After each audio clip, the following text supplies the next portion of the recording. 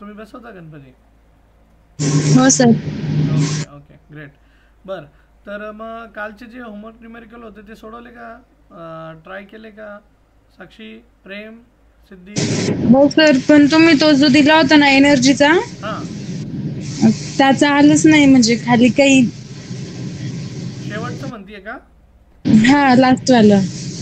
बरं, मग मी तेच म्हणत होतो मुलांना की बाकीचे विद्यार्थी जॉईन होईपर्यंत आपण ते कालचे होमवर्कचे न्यूमेरिकल पाहायचं का म्हणून. तर मग म्हणजे आता तुम्ही 4-5 जणच आहे. अजून आपण एक फक्त 5 मिनटं वाट पाहू. 5 मिनटं इन द सेन्स 7:23 झालेत आता. 7:27 पर्यंत बघू आणि तोपर्यंत आपण मग तुम्ही आहातच आहे तर आपण कालचं डिस्कशन करूयात. हे फायनल म्हणते का? स्क्रीन दिसते ना? हो sir. Force, acceleration, time are chosen as fundamental quantity and find out the dimensions of energy. मग एनर्जीचे हा. डायमेन्शन आले नाही म्हणते का? म्हणजे मिळाले, फाइंड आउट नाही करता आलं का? हा. काय काय नाही जमलं त्यात? साक्षी? त्यांचे पॉवर आले होते ए प्लस बी, पण ते ए आणि बी ची व्हॅल्यूच आल्या नाही. अच्छा बरं. काहीतरी चुकतंय. ठीक आहे ठीक आहे. साक्षी साबळे तू केलं का हे ट्राय? साक्षी पण आहे. आता दोन दोन साक्षी आहेत आपल्याकडे. साक्षी पण, साक्षी गिरवले पण आहे, साक्षी साबळे पण आहे. साक्षी नाव आहे ना, मी मोस्टली खूप कॉमन बघितलेलं आहे बरं का साक्षी. कारण माझ्याकडे म्हणजे टेलिकॉलिंगच्या एक्झिक्युटिव्ह होत्या. 7 मुली होत्या, 7 पैकी 4 मुलींचं नाव साक्षी होतं. So it was very hard for me to remember प्रत्येकाचं नेम, त्याचं आडनाव. बट ठीक आहे, देवाने आपल्याला देणगी दिली आहे की माझ्या ते लक्षात राहतं नावं. मग आडनाव जरी असेल तरी. Okay, so fine. तर coming back to the topic, कालचं जे टॉपिक ऑफ डिस्कशन होतं आपलं, म्हणजे सॉरी, जे डायमेन्शन्स होतं काढायचं, तर त्याच्यात साक्षी गिरवल्याचं म्हणणं आहे की तिला ए बी सीचे सगळ्यांचे पॉवर नाही काढता आले. तर मग आपण बाकीचे आपले मित्रमैत्रिणी जॉईन होत आहेत, तर आपल्याकडे 3 मिनटं आहे. 7:27ला एक्झॅक्ट आपण आज दुसरे प्रश्न सोडवणार आहोत. तर मग एनर्जी रिलेटेड आपण ज्या स्टेप्स फॉलो केल्या त्या स्टेप्स परत मी फॉलो करतो. तर सपोज ही एल एच एस आहे, आता कॉल इट ॲज इक्वेशन 1. तर एनर्जी ही एल एच एस आहे माझ्यासाठी. एल एच एसमध्ये एनर्जी आहे आणि एनर्जीचे डायमेन्शन्स, ओरिजिनल डायमेन्शन्स तुम्हाला सांगितलेलं आहे, तोंडपाठ असायला हवे. M1 M2 L1 T M1 T minus two, minus two. Call it as equation 2. आणि राईट हँड साईडला आता ज्या क्वांटिटीज आहे, फोर्स, एरिया, टाईम, तर याचे पण आपल्याला माहीत पाहिजे. Force raise to A, acceleration आहे, हां एरिया नाही ते. हां साक्षी, कदाचित मग तुझं असं झालं असेल की तू ॲक्सेलरेशन कन्सिडर करून एरिया घेतला असेल, असंही झालं असेल तर बघा. तर नाही सर, ऍक्सलरेशन घेतलं बरं मग होतं. ठीक आहे. फोर्स M1 L1 T-2, ठीक आहे, bracket raise to A. Acceleration जे असतात L1 T-2 bracket raise to बी. आणि टाईमचा T1 रेस टू सी. तर मग आता हे सगळे जर आपण घेतले तर सगळ्यांचे पॉवर बघा. M1 × A is A, L raise to A, T raise to -2a, इथं L raise to B, T raise to -2b, आणि लास्टला टी रेस टू सी. मग आता सगळे यम यल वाले सोबत घ्यायचे. तर मग कोण कोण दिसतंय बघा आपल्याला सोबत, कोण कोण घेण्यासारखं आहे. मी वाटल्यास हायलायटरने त्याला हे करतो, पेंट करतो. तर सपोज आता आपल्याकडे यल आहे, त्यानंतर इथं यल आहे ना, 2 ठिकाणी आहे. तर मग लिहिताना काय लिहिल, आणि टीला वेगळा कलर मारून देतो वाटलास, ठीक आहे, म्हणजे आपल्याला अंडरस्टँडिंगला सोपं पडतं. तर टी इथे एक आहे, इथे एक आहे आणि इथे एक आहे. मग आता सांगा यमचा पॉवर सांगा. M to the power A, L to the power A A plus B, plus B. आणि T to the power -2a -2b plus C. ठीक आहे, मग ही झाली आर एच एस. मग आर एच एसला आपण इक्वेशन नंबर 3 म्हटलं. आर एच एस आणि एल एच एस, ही जे इक्वेशन होतं वरती M1 L2 T-2, तो दोनों को अपन क्या करेंगे, फिर इक्वेट करेंगे, उनके पावर देखेंगे, फिर चलेगा. तो I would like to write down equating equation 2 and 3, equating equation 2 and 3. ठीक आहे. तो मग 2 आणि 3ला जर इक्वेट केलं तर एची व्हॅल्यू 1 येते आहे डायरेक्टली. ठीक आहे, मी आज डायरेक्टली तो एकची व्हॅल्यू 1 आली. ए प्लस बीची व्हॅल्यू किती येते आहे वरती पाहतोय मी बरं का, इक्वेशन इक्वेट करतोय 2.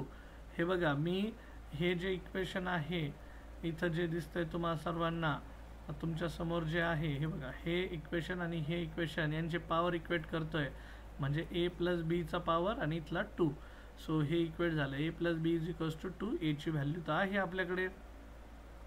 मग बी इज इक्वल्स टू काय म्हणेल 2 मायनस ए आणि एची व्हॅल्यू जर तुम्ही 1 टाकली तर 2 माइनस 1 कितना बना v का वैल्यू फिर 1. ओके ठीक है फाइन यहाँ तक. तो यहाँ पे लिखता हूँ since a is equals to 1. Now I don't think it's difficult. Now Sakshi will you able to solve. c माहिती आता, a माहिती, b माहिती आहे. ओके या. सो आई एक्सपेक्ट की you should go on with this. So actually मग मला आता हे न्यूमेरिकल सोडून दिल्यामुळे हे पण शेअर करावं लागेल तुम्हा लोकांसोबत. So yes we are on time. Still we are 1 minute late. तर 7:28 झाले. 7:27 आपल्याला थांबायचं होतं. तर किती जण जॉईन झाले ते पण पाहतो मग मी आता. ओके आय कॅन सी सिद्धी लबडे, आरती आहे, साक्षी गिरवले, श्रावणी सुपेकर आणि साक्षी साबळे. ओके आहोत आपण 5-6 जण आहोत. मग ठीक आहे इट्स ओके. तो या कमिंग बॅक. सो कालचं जे क्वेश्चन होता तो क्वेश्चन मी विद्यार्थ्यांच्या रिक्वेस्टनुसार सॉल्व करत घेत होतो बाकीचे जॉईन होईपर्यंत. बरं मग आज पुढचे प्रश्न घेतो. तर आता मला सांगा डायमेन्शनल ॲनालिसिसमध्ये आपण प्रिन्सिपल ऑफ होमोजिनिटी पण घेतलं आहे ना. प्रिन्सिपल ऑफ होमोजिनिटीमध्ये आम्ही सांगितलं तुम्हाला की dimensions of LHS must be equal to dimensions of RHS आणि मग त्यानुसार आपण क्वेश्चन्स पण सॉल्व केलेत बरोबर.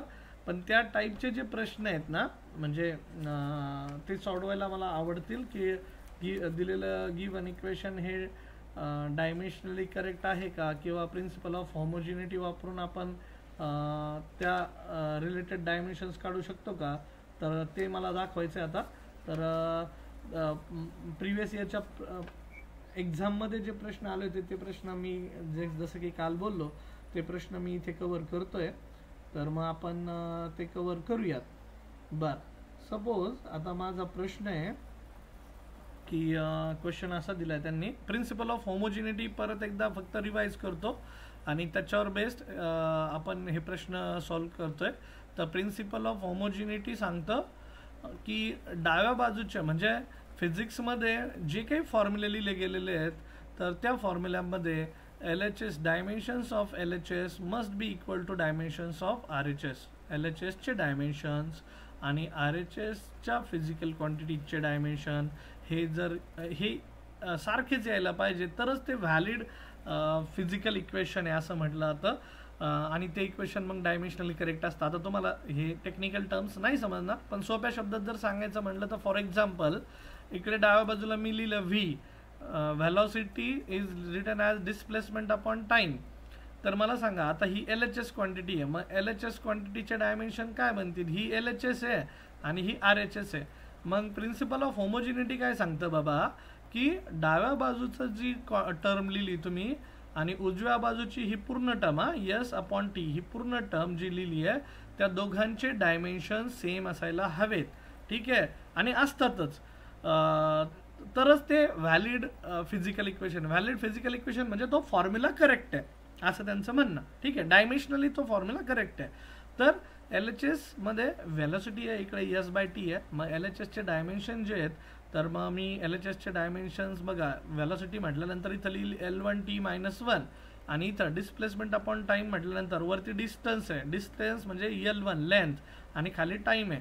तसंही तो टाईम आता वरती आला तर काय बनेल मग L1T⁻⁻1 म्हणजे डाव्या बाजूचे आणि उजव्या बाजूचे डायमेन्शन्स जर सेम आले तर ते इक्वेशन डायमेन्शनली करेक्ट असतं. फिजिकली ते करेक्ट असेलच म्हणून आपण त्याच्याबद्दल सांगू शकत नाही. तुम्हाला ते शब्द आठवत असतील तर.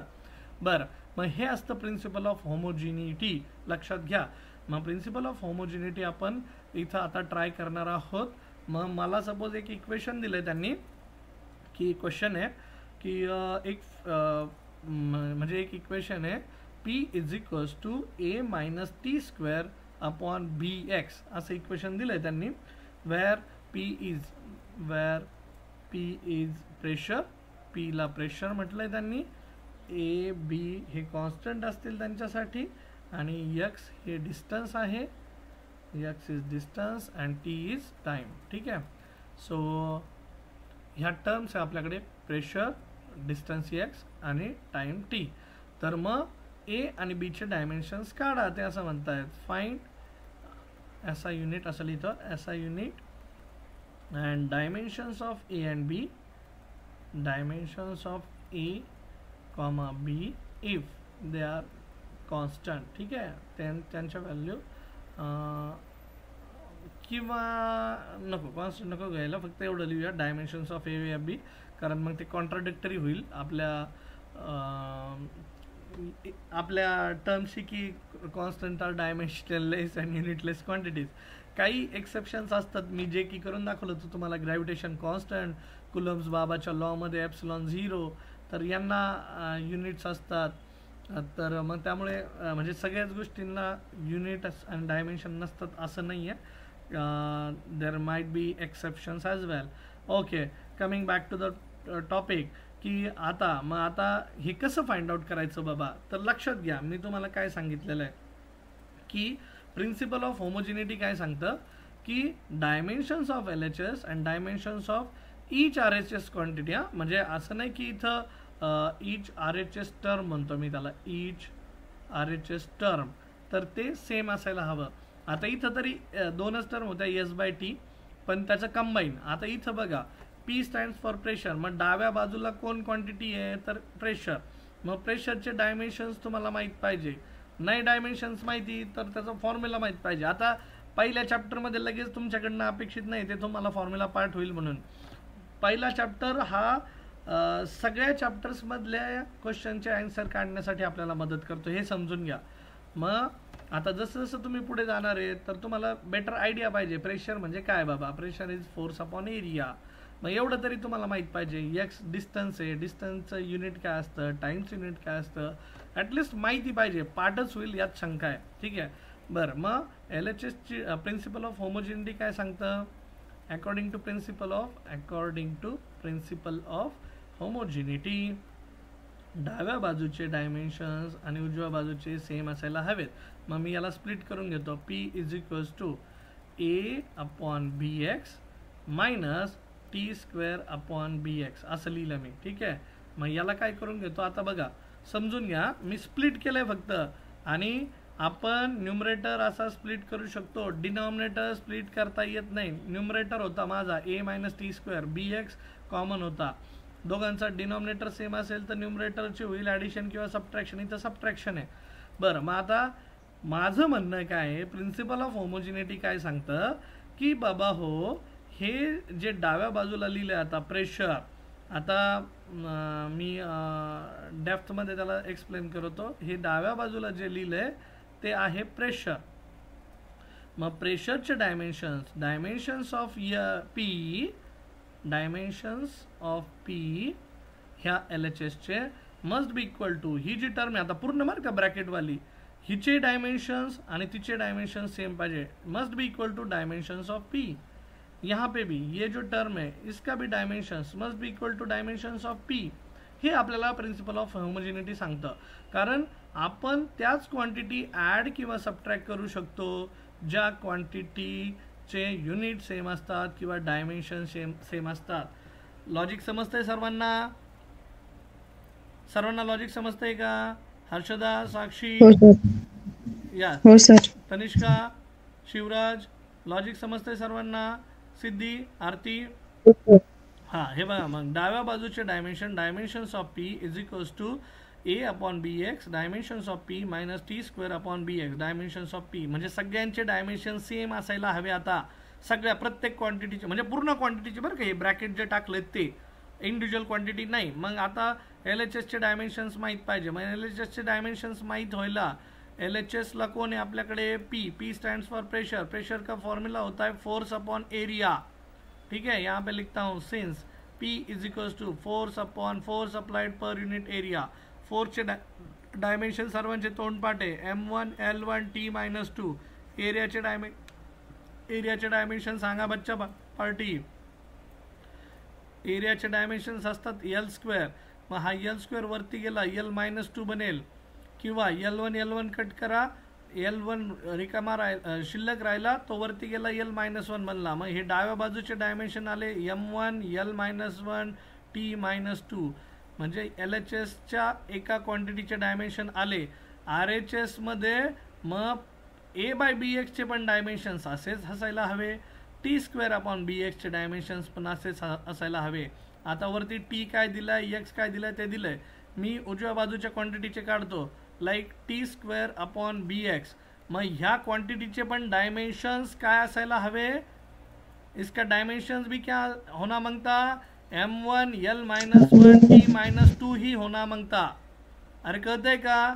मग ही जी क्वांटिटी आहे प्रिन्सिपल ऑफ होमोजिनिटी सांगते की याचे पण डायमेन्शन्स LHSच्या डायमेन्शन सारखेच असायला हवे.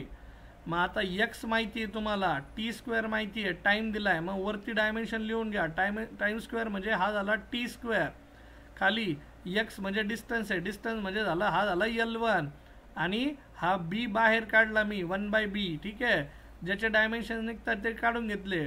वरच्याचे टी स्क्वेअर, खालच्याचे डिस्टन्स आहे म्हटल्यानंतर L1, आणि बीचे माहीत नाही आहे ते फाइंड आउट करायचे.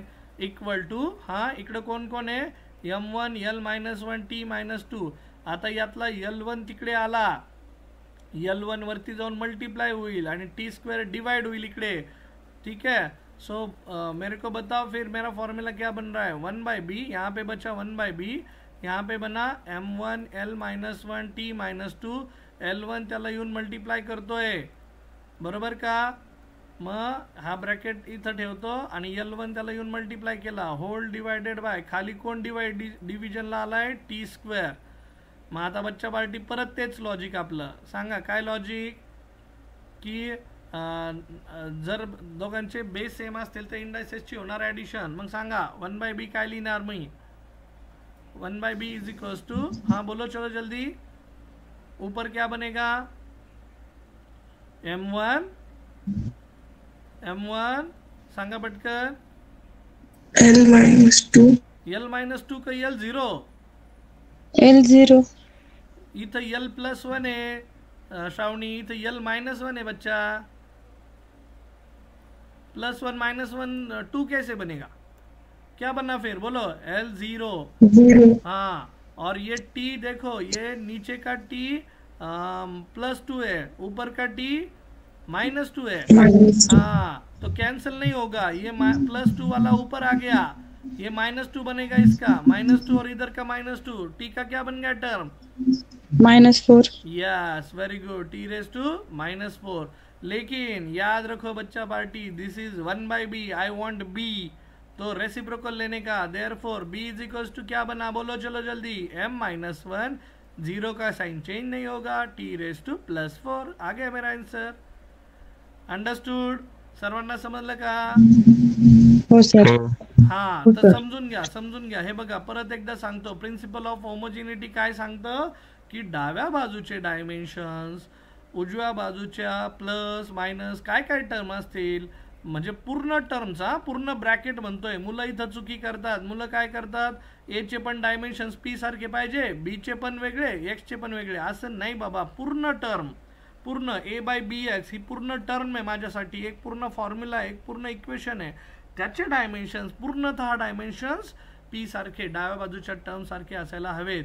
मग बच्चा पार्टी मला सांगा, आता बी चे डायमेन्शन्स माहिती आहे, will you find out this term a/bx, will you able to find out a/bx, हमारा बाकी है a/bx, ये टर्म के डायमेंशंस फाइंड आउट करना है, इसमें a का डायमेंशंस फाइंड आउट करना है.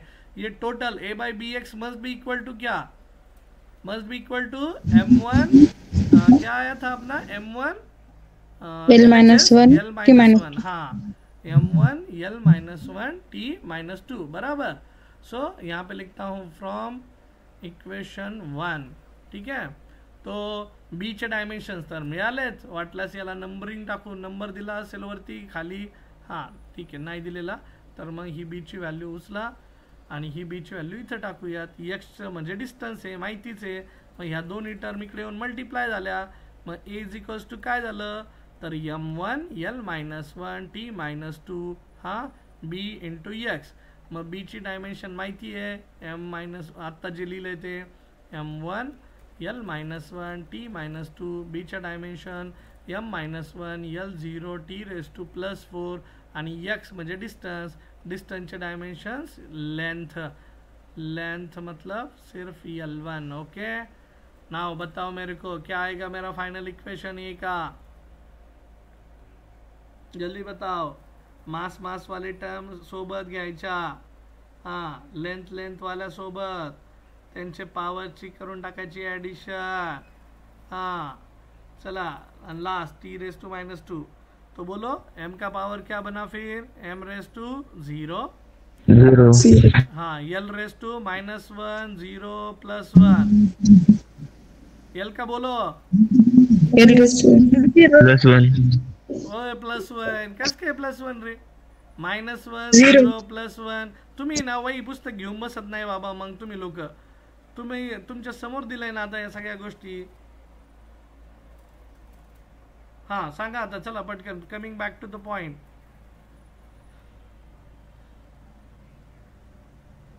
t⁻². किती आलं? t⁻²? 2. Okay, t⁻².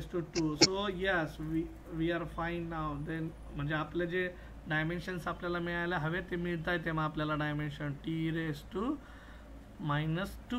जसं 2 नाही तर -2 आहे. हां, मग हे झाले एचे डायमेन्शन्स.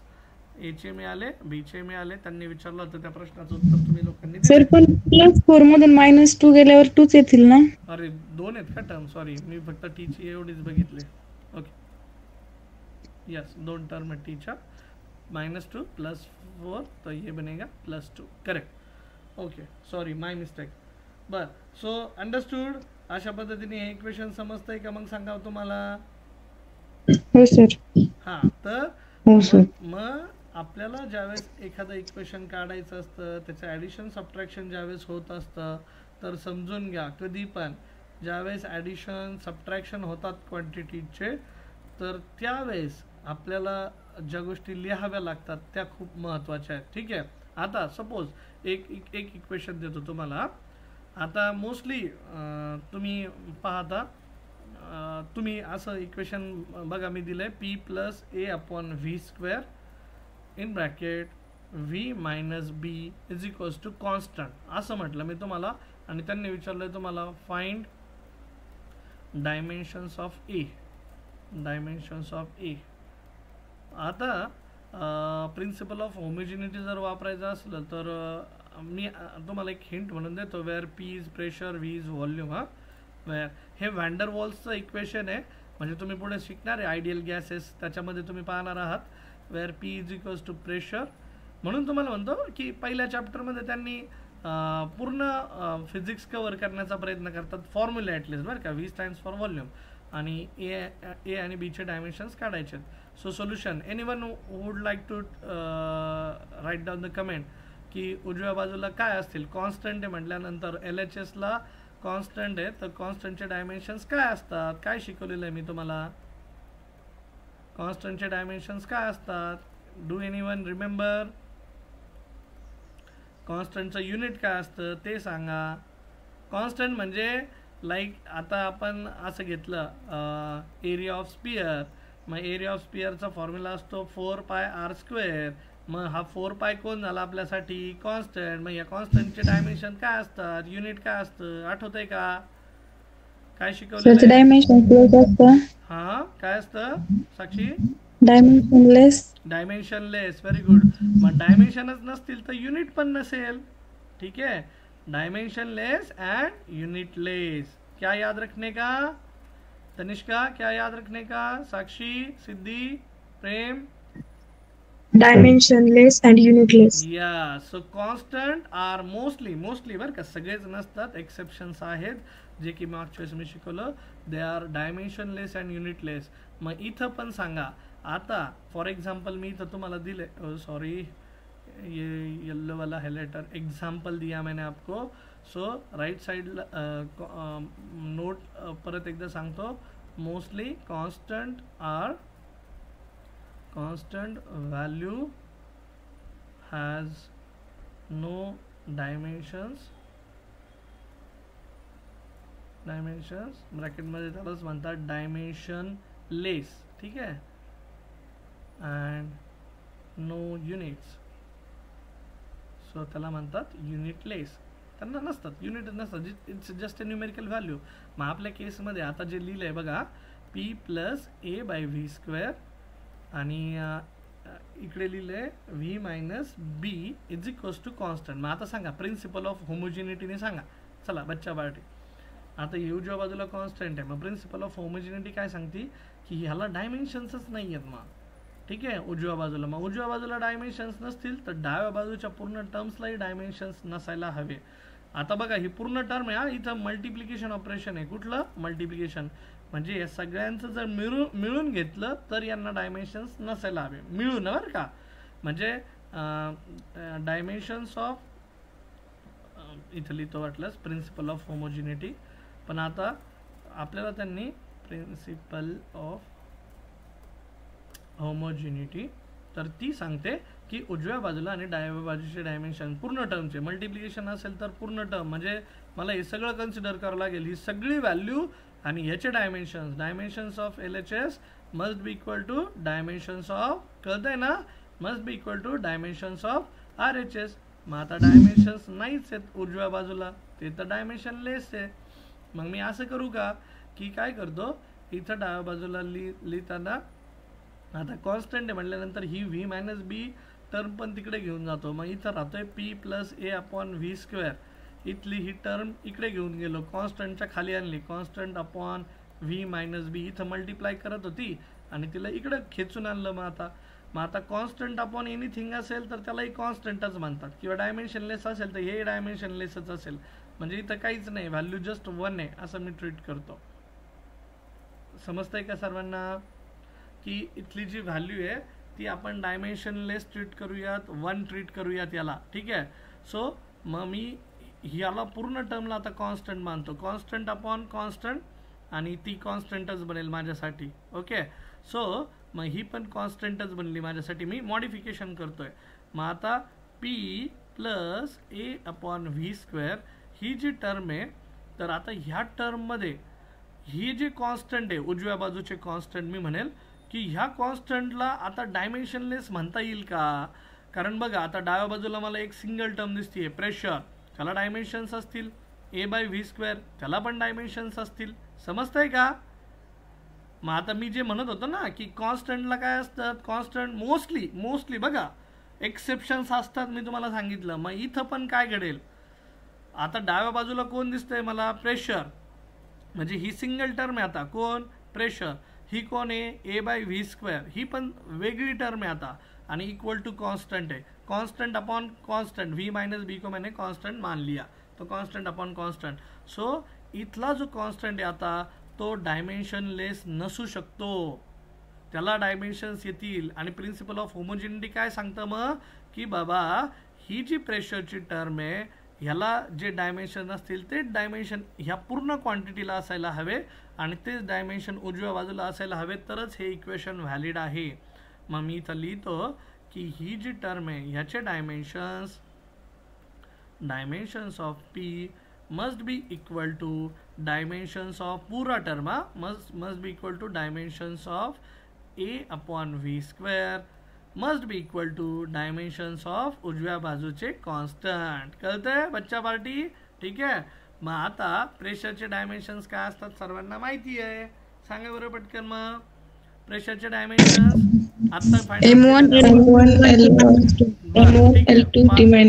पार्ट झाला असेल तर चांगलंच आहे, नसेल तर फॉर्म्युला आपला force applied per unit area, आणि फोर्स पर यूनिट एरिया के डायमेंशंस में m1 L1 T-2 upon L2, तो ये दोनों का L1 L2 का सब्ट्रैक्शन होगा, यहाँ पे बनेगा m1 L-1 T⁻² बराबर. मग हेच dimensions a by v square चे पाहिजे, therefore a by v square त्याचे डायमेंशन्स हे m1 L-1 T⁻² व्हायला हवेत. मग काय करणार, हा जो v स्क्वेअर आहे हा v स्क्वेअर पलीकडे गेला, a इज इक्वल्स टू बोला m1 L-1 T⁻² आणि याला मल्टिप्लाय झाला a चे डायमेन्शन्स सॉरी a नाही मल्टिप्लाय झाला, v स्क्वेअर मल्टिप्लाय झाला, आणि v स्क्वेअर म्हणजे आपला व्हॉल्यूम दिला होता त्यांनी. मग व्हॉल्यूमचे डायमेन्शन्स काय असतात सांगा बरं पटकन.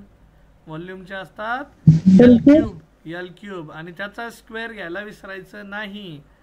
बघा मी फक्त व्हीचे डायमेन्शन घेतले एल क्यूब त्याचा स्क्वेअर. आणि मग आता सांगा m1 हाँ l-1 t raise to -2 l raise to क्या बना भाई ये 6. तो ये क्या बनेगा m1 हाँ l raise to 5 + 5 t raise to -2 बराबर. बच्चा पार्टी समजतंय का सांगा मला. हो सर. नक्की. हो सर. यस. मग मला आता आहे ना त्यांनी एक ट्विस्ट टाकली आहे. काय केलं माहिती का, ते आपल्या पुढचे त्यांना माहिती मुलांचं इथपर्यंत उत्तर येईल. मग मुलांना आता याच्या पुढे फसवायचं कसं, तर त्यांनी ऑप्शन दिले. ऑप्शन म्हणजे कसं, आता मला सांगा यातनं मी जर असं लिहिलं तर हे चुकीचं राहील की बरोबर राहील. m1 ऐसा लिखा, m1 l1 t -2 ऐसा लिखा आणि मल्टीप्लाइड बाय इथं l4 केला. काही प्रॉब्लेम आहे का रे कोणाला? नाही. काही चुकीचं लिहिलं का मी? नाही. फक्त काय केलं, टर्म्सला काय केलं, टर्म्सला काय केलं मी सांगा, सेपरेट केलं. म्हणजे इथलं जी l1 टर्म होती ना तिला सेपरेट केलं. आणि मला सांगा m1 l1 t -2 हे कशाचे युनिट्स आहेत रे? याचा युनिट सांगायचं. तोंडपाठ झालेलं आहे सर्वांचं तोंडपाठ झालेलं आहे. Yes, very good. कशाचे? फोर्सचे. आणि फोर्सचं युनिट काय असतं बच्चा पार्टी? न्यूटन. यस. मग हे डायमेंशंस ऑफ फोर्स है. ठीक है, डायमेंशंस ऑफ फोर्स और फोर्स का यूनिट होता है न्यूटन. आणि l⁴ यल म्हणजे लेंथ है. मग असं लिहू का, न्यूटन इंटू हाँ ये मल्टीप्लिकेशन साइन चलता दोनों के बीच into m⁴. Understood everyone? Yes sir. नक्की. मग हे बघा माझं इथपर्यंत आन्सर आलंय, पण आहे ना ते हुशार आहेत, त्यांना माहिती मुलं इथपर्यंत काढतील, इथून पुढे परत ट्विस्ट. मग हे कन्सेप्ट आपल्याला समजायला हवे. मग कन्सेप्च्युअल नॉलेज आपल्याला गेन करायचे. समजून घ्या, आपल्याला ते फसवतायत. नीट परीक्षेत विचारला गेलेला हा प्रश्न होता. मग मुलं आहे ना इथपर्यंत येतात, फायनल स्टेपला नडतात. फिजिक्स अवघड का वाटतं? मग अवघड नाही आहे. ऑप्शननुसार तुम्हाला तुमच्यामध्ये बदल करावे लागतील. 4 ऑप्शन जे दिलेत त्याच्यानुसार तुम्हाला तुमच्या ट्रिक्स फाइंड आउट करावं लागतील. मग हा जर तुमचं हे बेसिक नॉलेज परफेक्ट असेल ना, मला सांगा बरं मग काय कसाही प्रश्न टाकू द्या यार, काय अवघड आहे मग. आणि बघा हे तुम्हीच सांगितलं मला, मी सेपरेट केलं फक्त डायमेन्शन्स ऑफ एफ. मग हे करायचं आहे आपल्याला. एक विद्यार्थी काय करतो आणि एक परीक्षार्थी काय करतो. परीक्षार्थीचा आन्सर इथपर्यंत येईल, विद्यार्थी याच्या पुढचा विचार करतो. मग अरे हां पण ऑप्शन्स असे नाही आहेत, मग मी याला विचार करणार. आता याच्यात आणखी पण एक बदल होऊ शकतो. काय? आता हे झालं SI युनिट. जर त्यांनी ऑप्शन CGS मध्ये दिलं तर काय येईल रे? हे झालं SI युनिट एचं. सपोज CGS मध्ये दिलं तर काय येईल रे? न्यूटनचं CGS युनिट काय असतं? कुणाला आठवतंय का? न्यूटनचं CGS युनिट. हर्षदा, प्रेम, आरती, तनिष्का, साक्षी बोलो चलो जल्दी. सिद्धी. हाँ आता इथं हां काय न्यूटनचं युनिट, न्यूटनच्या ऐवजी ते वापरतात डाईन. मी तुम्हाला त्यावेळेस हसवलं होतं, मी म्हणलं तर डायन नाही म्हणायचं, काय म्हणायचं? डाईन. क्या बोलणे का? डाईन. सो न्यूटनच्या ऐवजी डाईन हे CGS युनिट. आणि मीटरच्या ऐवजी सांगा, आता हे सोपं आहे. मीटरचं SI unit sorry CGS unit सांगा मीटरच्या ऐवजी. लेन्थचं CGS युनिट.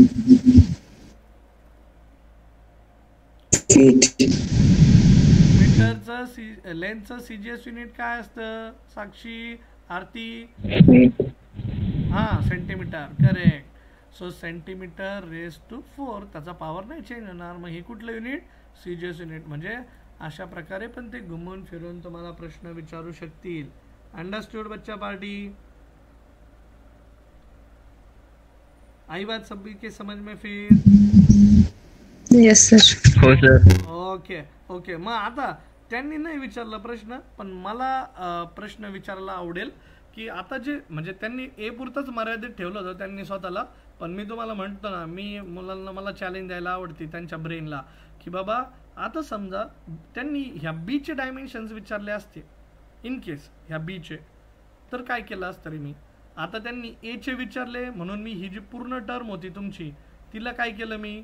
उजव्या बाजूला घेऊन गेलो, डिवाइड करून टाकतो, constant divided by constant, constant. मग आता मला सपोज ह्या बीचे डायमेन्शन्स काढायचे आहेत, तर मी ही जी टर्म है ना पूर्ण, ही पूर्ण ब्रैकेट p प्लस ए बाई वी स्क्वायर, इसको उस तरफ लेके जाऊंगा कांस्टेंट के नीचे, end constant divided by constant is constant. Understood? अरे समजा क्या भाई? मी प्रश्न काय करता ते कळतंय का सर्वांना? हे बघा, मी हळूहळू डेप्थ वाढवत असतो. मी पहिल्यांदा खूप बेसिक शिकवतो आणि आत्ताही बेसिक शिकवणं मी सोडत नाही. माझे फिजिक्सचे सेशन्स किंवा फिजिक्सचे न्यूमेरिकल मुलांना का आवडतात माहिती का? कारण मी त्यांची ती व्हिज्युअलायझेशन पॉवर वाढवतो, थिंकिंग पॉवर वाढवतो, त्यांची न्यूमेरिकल ॲबिलिटी वाढवतो. ही जी न्यूमेरिकल ॲबिलिटी कसं सॉल्व्ह करायचं बाबा, मग विद्यार्थी ह्या अँगलने विचार करतो, यार चल प्रश्न तर तसा होता, पण असं आलं तर काय? p प्लस आपला काय होतं इक्वेशन, p प्लस क्या था, a by V square in bracket, हाँ v minus B is equal to constant. ऐसा ही था ना अपना इक्वेशन. तो मेरा क्वेश्चन है अभी, find out dimensions of b, find dimensions of b. We have 2 minutes left because I have to rush for my online offline session as well. Find dimensions of b. तो ये करने के लिए क्या करने का, फिर ये जो पूरा टर्म है भाई, ये वाला, ये टर्म जाएगा उस तरफ, यहाँ पे मल्टीप्लाई कर रहा है, उस तरफ जाएगा तो राइट हैंड साइड जाएगा तो डिवाइड करेगा, तो यहाँ पे बचेगा v minus B is equals to constant upon, हाँ बोला, p plus A upon V square. मग आता कॉन्स्टंट अपॉन कॉन्स्टंटला पण काय ट्रीट करतो आपण? हे बघा, आता ही पूर्ण ब्रॅकेट बघा, कॉन्स्टंट अपॉन कॉन्स्टंट म्हणजे मला सांगायचं काय, सपोज तुम्ही एखादी टर्म घेतली 4 पाय, त्याच्या खाली जर आपण इकडं 3 होता, 3 ही कॉन्स्टंट व्हॅल्यू, 3 जर इकडं आला तर कॉन्स्टंट अपॉन कॉन्स्टंट काय झालं रे सांगा? हा पण सॉरी हाँ, ये 4 पाई था, यहाँ पे 4 पाई कांस्टेंट है मेरे लिए. उसके बाद आपका 3 भी कांस्टेंट है, तो कांस्टेंट अपॉन कांस्टेंट पूरा टर्म क्या बना? येस, ते मला सांगायचं, हे समजून घ्या. मग ते लॉजिक लावलं मी इथं आणि त्याच्यानुसार गणित सोडवली. 4 pi upon 3 constant upon constant, so ये भी constant. treat this entire term as constant, constant upon constant, constant. So mostly म्हटलंय बघा मी, मोस्टली कॉन्स्टंट्स आर कैसे होते हैं constant? Mostly dimensionless end unitless, लेकिन एक्सेप्शंस है. आणि प्रिन्सिपल ऑफ होमोजिनिटी क्या बोलता है भाई? अगर आता डाव्या बाजूचे म्हणजे तुम्ही त्याच क्वांटिटी ॲड किंवा सबट्रॅक्ट करू शकतात. ॲड किंवा सबट्रॅक्ट, मल्टिप्लिकेशन डिव्हिजन नाही. परत सांगतो, you can add only those physical quantities, you can subtract only those physical quantities which have same dimensions, same units, त्यांनाच. मग आता इकडे कॉन्स्टंट अपॉन कॉन्स्टंट, परत कॉन्स्टंटच राहिला. मग डाव्या बाजूचे प्रत्येक टर्मचे म्हणजे v चे dimensions minus B is equals to constant, तिघांचेही डायमेन्शन्स काय असायला पाहिजे? आरती, तिघांचे डायमेन्शन्स काय असायला पाहिजे? सेम. ह्या v चे डायमेन्शन, ह्या b चे डायमेन्शन आणि ह्या कॉन्स्टंटचे डायमेन्शन्स. हे कोण शिकवतं आपल्याला? वाघ सर नाही शिकवत, हे शिकवतं आपल्याला प्रिन्सिपल ऑफ होमोजिनिटी. होमोजिनिटीचं प्रिन्सिपल सांगतं की बाबा एखादं फिजिकल इक्वेशन करेक्ट त्याच वेळेस असू शकतं ज्यावेळेस सगळ्या प्रत्येक टर्मचे डायमेन्शन्स, ह्या डायमेन्शन्स ऑफ व्ही म्हणजे वेलॉसिटी नाही आहे इथे, काय रे व्ही म्हणजे dimensions of volume must be equal to dimensions of B must be equal to dimensions of उजव्या बाजूचे कॉन्स्टंट. आई क्या बात समझ में? अच्छा पार्टी. तो मग मला सांगा व्ही चे डायमेन्शन्स काय असतात? व्ही चे डायमेन्शन्स असतात, हा व्हेरी गुड. मग बी चे पण काय असायला पाहिजे? L cube. आणि कॉन्स्टंट उजव्या बाजूच्या कॉन्स्टंटचे पण काय? L cube. आपलं आन्सर मिळालं, आपल्याला बाकीचं घेणं देणं नाही. आम्हाला बी चे डायमेन्शन सांगा बाबा. आम्हाला बी चे डायमेन्शन्स मिळाले. काय अवघड आहे मला सांगा बरं. आता याच्यात काय असतं माहिती का? गोष्टी सोप्या करून शिकवणं हे शिक्षकाचं काम आहे.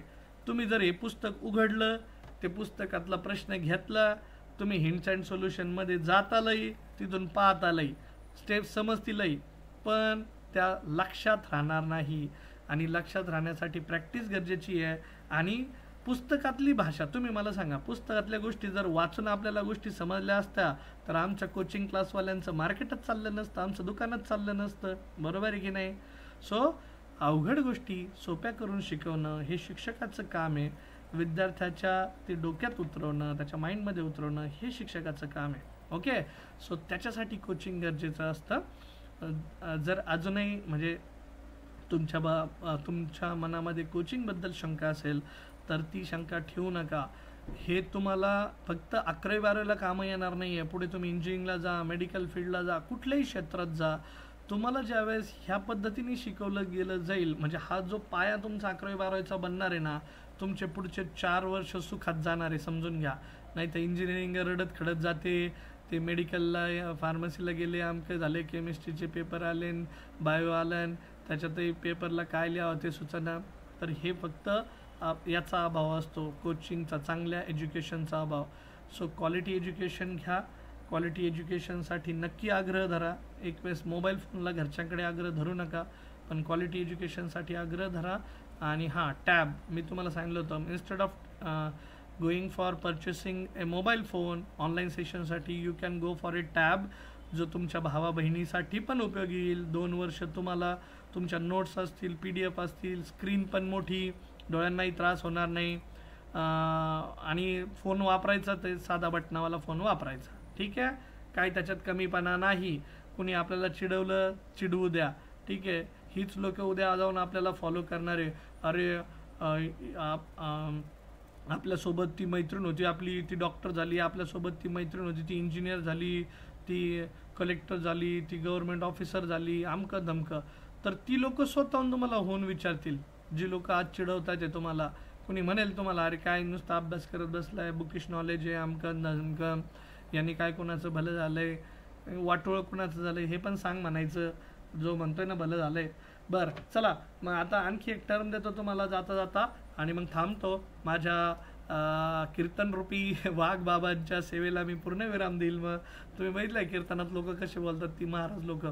सो तसंच त्याच पद्धतीने वाघ बाबांचे जे कीर्तन आहे त्याला पण आपण पूर्ण विराम देऊ. पण जाता जाता वाघ बाबा तुम्हाला प्रश्न देऊन जात आहेत की क्वेश्चन आहे, F = A + BT + 1/C + D × X. Sir हे ना तुम्ही चिटिंग करतात बरं का. तुम्ही स्वतःला सोपे गोष्टी घेतल्या आणि आम्हाला अवघड दिल्या. अजिबात नाही, हे तर त्याच्यापेक्षाही सोपं आहे, फक्त दिसायला अवघड दिसतंय, ठीक आहे. तर ABT वेअर, आता F म्हणजे असतो फोर्स, ठीक आहे. ए म्हणजे एचे डायमेन्शन्स काढायचे आहेत, बीचे काढायचे आहेत, टी म्हणजे आहे टाईम, उजव्या बाजूला X म्हणजे आहे डिस्टन्स. आणि मग चला काढा, फाइंड आउट करा dimensions. Find out dimensions of किसका डायमेंशंस फाइंड आउट करने का भाई. तो find out dimensions of A B C D, सभी का डायमेंशंस फाइंड आउट करने का. और मैंने आपको टेक्निक बताई है. काय टेक्निक? Principal of homogeneity. काय सांगते मग प्रिन्सिपल ऑफ होमोजिनिटी? डायरेक्ट तुम्ही लॉजिक लावू शकता. काय सांगा? प्रिन्सिपल ऑफ होमोजिनिटी सोल्युशनमध्ये हिंट पण देऊन टाकतो. बनकर सर येत आहेत तोपर्यंत आपले गणिताचे. आणि हां, केमिस्ट्रीचं सेशन आहे ना, थोडं 9:30ला वगैरे सुरू होईल. 9चा टायमिंग टाकला आहे, पण 9:30ला वगैरे सुरू होईल. प्लीज तेवढी काळजी घ्या, कोऑपरेट करा. आज गणपती बाप्पा मोरया म्हणायचं आणि आपल्या चांगल्या 11वीच्या आयुष्याला, 12वीच्या आयुष्याला सुरुवात करायची आपल्याला, ठीक आहे. तर प्रिन्सिपल ऑफ होमोजिनिटी, तर या ते सांगतं की हे जे आता फोर्सचे डायमेन्शन्स आहेत, force dimensions of force must be equal to dimensions of A must be equal to dimensions of BT, पूर्ण term must be equal to dimensions of 1/C + DX. समझ में आई बात? ये हिंट रहेगा मेरा. सो डायमेन्शन्स ऑफ F चे dimensions आता तोंडपाठ आहे सर्वांचे बरं का. तेच मला रिपीट करायला सांगायचं नाही. मग तुम्ही म्हणताल सर तेच शिकवतो, तुम्हाला जे जमतंय तेच शिकवतो. अरे बाबा असं नाही बाबा, तुम्हाला ते सांगितलं होतं की हमेशा सगळ्यात जास्त जर काही वापरलं तर ते फोर्स आणि एनर्जीचे डायमेन्शन्स, आणि त्याच्यावरूनच सगळे डायमेन्शन्स फाइंड आउट केले जातात. मग dimensions of F must be equal to dimensions of A must be equal to dimensions of पूरा टर्म. बोलो कोण? डायमेन्शन्स ऑफ BT हाँ इक्वल टू परत डायमेन्शन्स ऑफ क्या last term 1/C + DX. Yes 1/C + DX आणि addition आणि subtraction शेवटची term तुम्हाला मिसगाईड करू शकते ती शेवटची टर्म. बनकर सर आम्ही 2 मिनटं घेऊ का? बनकर सरांना विचारून घेतो, नाही तर बनकर सर माझा मर्डर करायची लगेच म्हणते नाही माझे 2 मिनटं कसं काय घेतले आहे का नाही.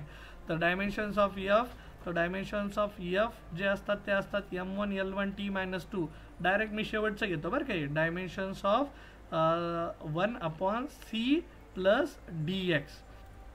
बघा आता बच्चा पार्टी, तर आपल्याला ह्या C + DX आता C पण माहीत नाही आहे, D पण माहीत नाही आहे, पण लक्षात घ्या की तुम्ही ॲडिशन आणि सबट्रॅक्शन अशाच क्वांटिटीची करू शकता. अशाच क्वांटिटीची आपण ॲडिशन किंवा सबट्रॅक्शन करू शकतो ज्यांचे डायमेन्शन सेम असतात किंवा ज्यांचे युनिट सेम असतात. मग मला सांगा, मी सपोज D × X लिखा. X का मतलब है अपना डिस्टन्स, बराबर. हॅलो, X चा मतलब काय आहे? डिस्टन्स आहे. इथं मल्टिप्लिकेशनमध्ये D वापरलाय मी सपोज, त्याची व्हॅल्यू काहीतरी येईल. आणि राहिला कोण प्रश्न आता इथं C चा.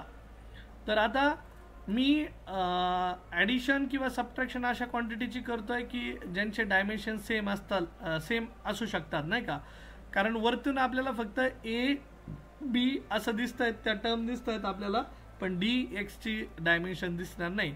मग इथं ही हिंट देणार आहे मी की तुम्ही ॲडिशन किंवा सबट्रॅक्शन फक्त ह्याच क्वांटिटीची करू शकता ज्यांची काय सेम असायला हवे, युनिट सेम असायला हवे, डायमेन्शन सेम असायला हवे. मग आता सपोज X मी L घेतला, तर D साठी काय घेईल, तर मला ह्या पद्धतीने जावं लागेल की मी इकडे C + DX ला घेऊन जाईल. मग मी M1 - M2 जी टर्म तिला वरती घेऊन जाईल, तिचा रेसिप्रोकल घेईल आणि मग त्या पद्धतीने मी त्याला सोडवण्याचा प्रयत्न करेल. सो एक ट्राय तो बनता आहे, मग तेवढा ट्राय करावा. बाकीचे डायमेन्शन्स तुम्हाला इझिली मिळून जातील, तेवढा ट्राय करा आणि मला आन्सर पाठवा. ओके फाईन, चालेल. सो लावा दिमाग त्याला. आणि मॅथ्सचे सर लगेच आता मॅथ्सचं सेशन कंटिन्यू करतील. सर्वांना गणेश चतुर्थीच्या हार्दिक शुभेच्छा. विघ्नहर्त्याला म्हणा आमच्या आयुष्यात म्हणजे कुठलंही विघ्न येऊ देऊ नको. आज त्याला तुम्ही नक्की प्रार्थना करा आणि त्या माध्यमातून म्हणजे तुमच्या आयुष्यात हमेशा चांगल्या चांगल्या गोष्टी घडाव्यात हेच देवाकडे मागणं करा. ठीक आहे, थांबूयात मग. चलो bye bye, see you, have a great day.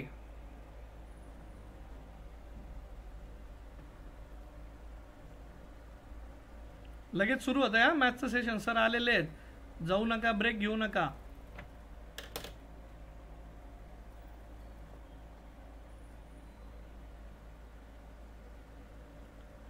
Tune राहा. 6-7 जण होते ना.